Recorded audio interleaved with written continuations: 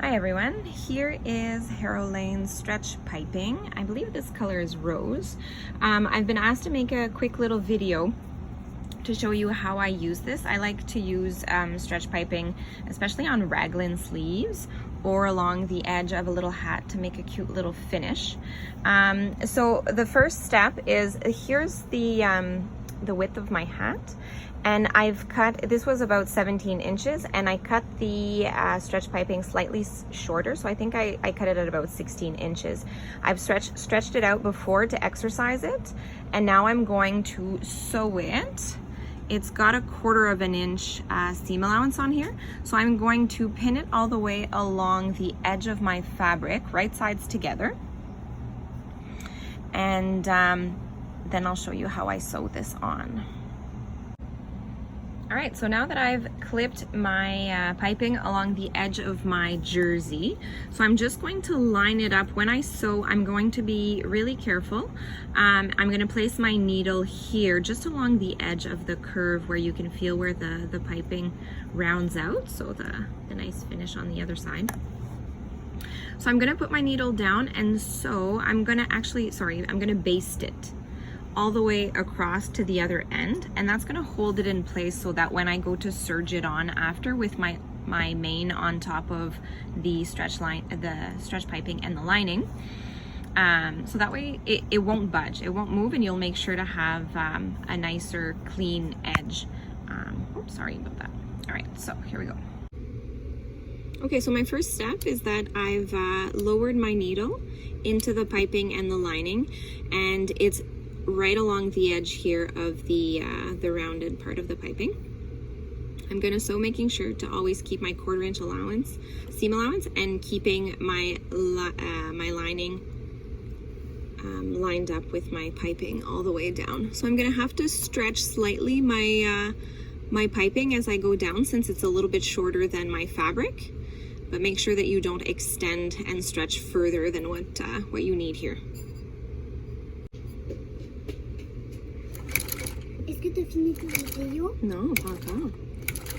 Oh, mais j'avais dit moi c'est dans ton vidéo. Est-ce que tu dis bonjour?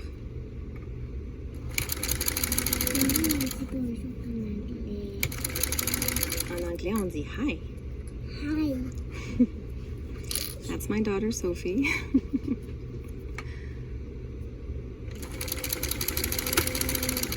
And I'm just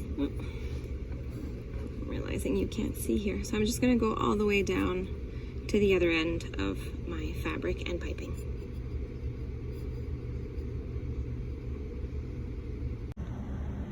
Now that my piping has been basted on, I'll be able to add my main fabric on top of this, and then I'll serge across the edge here.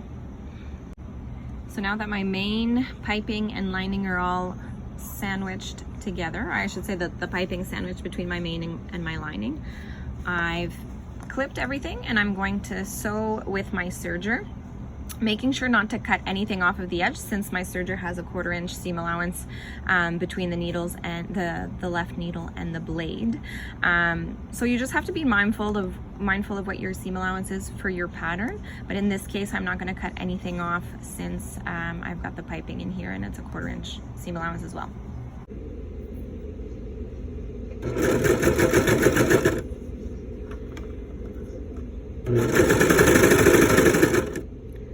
So I'm going really slow. Again, stretching a little bit my fabric, since the piping is a little bit shorter. And I've got some of my lining here that I'm cutting off a tiny wee bit because I've gone over the edge, but it's important not to cut your piping. Otherwise you'll be going over it with your needle.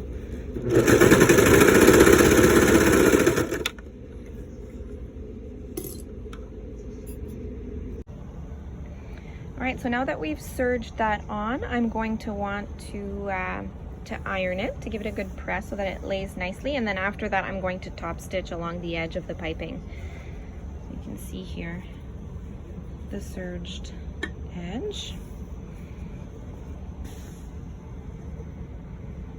Looking pretty good already.